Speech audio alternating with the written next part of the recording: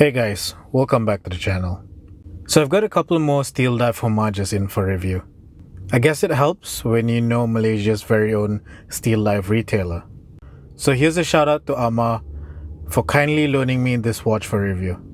If you're in Malaysia, check out his store on Carousel where he has this and tons of other Steeldive models at pretty great prices. I'll put the link in my description so you can check it out. The Steeldive model I have with me today is the SD1952, which is a homage to the Blancpain 50 Fathoms. Now if you don't know already, the Blancpain 50 Fathoms was the world's first ever dive watch. I'm not going to go too much into the history here. I think there are much better videos out there that already cover the history of the Blancpain 50 Fathoms dive watch in much greater depth. Get it? Depth? Dive watch? Yeah, it's been a long week, I digress. Let's get on to the packaging. Like all Steeldives, this watch comes in a Pelican-style plastic case that's padded on the inside. With this one, you get a hang tag, an unstamped warranty card, and a stock NATO strap that comes with the watch. This makes a really great travel case if you ever need one. Now, onto the watch itself. And first, let's cover some dimensions.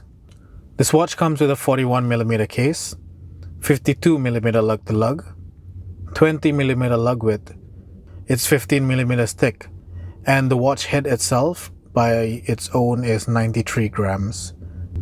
Here's what the watch looks like on my 6.5 inch wrist. Yes, this is one chunky watch, I'll give it that. Now let's get into the specifications. So this watch comes in a stainless steel case, which I assume is 316L stainless steel, and it's entirely brushed. It comes with a top hat or box sapphire crystal, which is really nice to see at this price point. It's coated with a purple looking AR coating on the underside, which seems pretty standard for all Steeldive models. The AR coating is strong and can be seen anytime the crystal catches the light. I believe this is a single dome crystal. You can see some nice funky distortions when you view it from an angle. If you like that effect, I think it's really nice to look at. Now under that crystal is a matte black dial, which looks dark grey again in bright lighting conditions. It has a bit of texture to it if you look in close. I believe this is the exact same dial they use in their SD1940 Flieger watch, which I reviewed last month. The dial on this watch is the stereo dial version, so it does not come with the Steeldive logo painted below the 12 o'clock hour marker. You will, however, find the words automatic and 300 meters right above the 6 o'clock marker. That's right, this is a 300 meter water resistant dive watch. Also they claim. I'm not really going to test it out to those depths. The dial is surrounded by a minute track and it has luminous indices at each hour marker with Arabic numerals at the 3, 6, 9 and 12 positions. The indices are painted on the dial and are slightly raised. They have a greenish yellow tint to them and they are painted in C3 Superluminova. You'll also find a cutout for the date at the 4:30 position. The date is printed in black against a white background. It kind of breaks up the clean aesthetics of the dial, and I'm not really the biggest fan of the placement. It does, however, serve a purpose though. I believe new versions of this model feature a date wheel in black instead of white, and they flipped the color of the numbers. I feel that blends in with the dial much better. This watch comes with a pencil style handset. The handset looks thin and flat, and they have Lume in the middle of them. The bezel is a 120 click dive time bezel with a ceramic inset. The bezel has good grip and it doesn't really have much play. The printing on the bezel as well looks very clean, and I don't see any imperfections to the naked eye. Getting into the bezel action, it's just bad. But I'll get into this more in the dislike section. Like all Steeldive watches I've seen, this piece is another Lume monster. The first time the lights go out, it'll catch you a bit off guard when you look at your wrist because of the bicolor Lume combination. The dial and indices are covered in green C3 Superluminova, and the bezel has BGW9 which glows in a cool blue tint instead. The handset and indices shine with a strong initial glow and last long throughout the night, the same as the bezel as well. The crown is screwed down and it's unsigned. The knurling is really easy to grip and the action is not really the greatest at this price point. Once it's unscrewed, you can hand wind the watch. Pulling it out one click allows you to adjust the date, and pulling it out to the last position hacks the second hand, allowing you to set the time.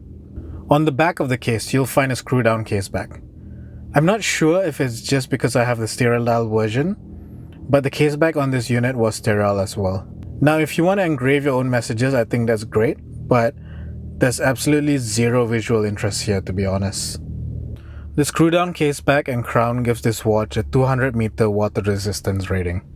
It passed my home test under the tap without any issues. I'm fairly confident you'll be able to take this swimming. The crown and case back feel like they're sealed fairly securely to sustain those activities. The movement powering this watch is a Seiko Instruments NH35. Again, it's a very reliable movement that comes with hacking and hand winding functions. It beats at 21,600 BPH, it has 24 joules, and it has a 41-hour power reserve. I didn't have this watch long enough with me to accurately measure the accuracy, but during the time I had it, it averaged around plus 8 seconds per day, which is not bad for the price. Lastly, this watch comes with a black NATO strap that just felt a bit too generic and plain to me. And that's a trend I'm beginning to notice with Steeldive watches. It seems they put most of the money on the actual watch head itself. I immediately removed the stock strap, and I've put it on a seatbelt NATO strap that I had lying around. That's the one you've seen this watch in throughout this review. Now, let's move on about what I like about the watch. Number one is the fit and finish. I'm very impressed by the fit and finish. The brushing looks really smooth and refined, and it's nice to the touch. I barely found any sharp edges around. It's definitely one of the highest quality case finishing I've seen on Steeldive watches. The tolerances are also good. It feels like a very solidly built watch. If you like Lume, you need to experience this watch, or any other Steeldive with a bezel. The combination of the blue and green Lume looks like such a cool party trick.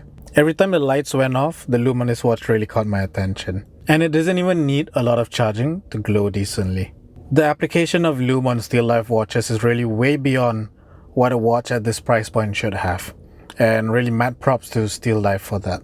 Moving on, I'm going to talk about the dislikes of this watch, and I think there are quite a few this time. I really did not like the cheap looking dial and hands. This is where I felt the watch really lets itself down. With such good quality fit and finish on the case, I felt like it needed to have equally quality finishing on the dial and hands. The dial looks like it's kind of from the same parts bin as many of the other cheaper watches. The printing as well, it looks cheaply done, and visually I found it did not fit the scale of the dial and the actual watch itself. I'm not a fan of the sterile look too, but I'm not going to hop on that as that's an option you can choose when you're buying the watch. The hands themselves look really thin, and they just look like cheap pieces of stamped metal. There was no dimensionality to them at all, and that really didn't help in terms of reflecting light. Another thing I don't like about this watch is the size. Now, there's no getting around this. It's a chunky piece. It's going to be tough to pull this off if you have wrist size of below 7 inches or so. I don't think my 6.5 inch wrists suit this watch at all. With its 15mm height, it sits high, and when paired with the NATO strap, it's just way too much vertical presence. I personally did not find it comfortable to wear, but your mileage may vary. Another thing I didn't like about this watch is the bezel. Now, I have two issues with the bezel. Number one is the action.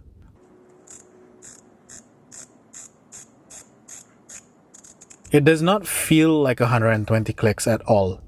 It feels and sounds very mushy. There's no definition between the clicks. The other thing about the bezel is it had really sharp edges.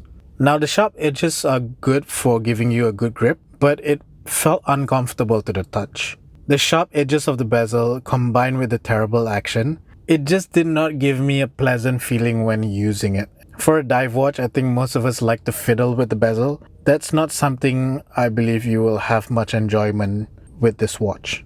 Lastly, I do not like the price that they're selling this watch at. Now, I've checked the latest prices on AliExpress, and these seem to go for about $160 US. At those prices, I believe this is one of the more expensive Steeldive base models. Now at that price, it comes very close to the prices of some better made watches by premium AliExpress brands, such as Saint Martin and Kronos. So to sum things up, what do I feel about this watch? I'll admit the Steeldive SD1952 is not really my cup of tea. It's so close in certain aspects, but it's so far behind on others that I feel they really kind of missed the mark with this watch. While the Lume finishing on their case does seem like a step above their Flieger Homage that I reviewed, it just wasn't enough to seal the deal for me. I find it too chunky and the different visual elements just don't seem cohesive enough or well designed enough for my eyes. I felt like this watch wasn't too sure of what it was supposed to be. To me, Steeldives are all about value, and I don't feel that with this watch. At the $160 price point, it comes very close to some other very quality offerings on AliExpress, which I believe are much more refined. If I'm spending this kind of money, I'd rather top up the extra $20 or so and get something from Saint Martin or Kronos instead. But if you really like the Blancpain 50 Fathoms style and you just have to have this, I'd suggest waiting for the next AliExpress sales so you can get one at a much lower price. There just may be some value to be found in these at those prices. And that's it for my review of the Steeldive SD1952 Blancpain 50 Fathoms Homage. If you like this video, please like, subscribe, and drop me a comment. Tell me what you like about this watch, where you feel Steeldive could do better, or where I could do better in my video reviews as well.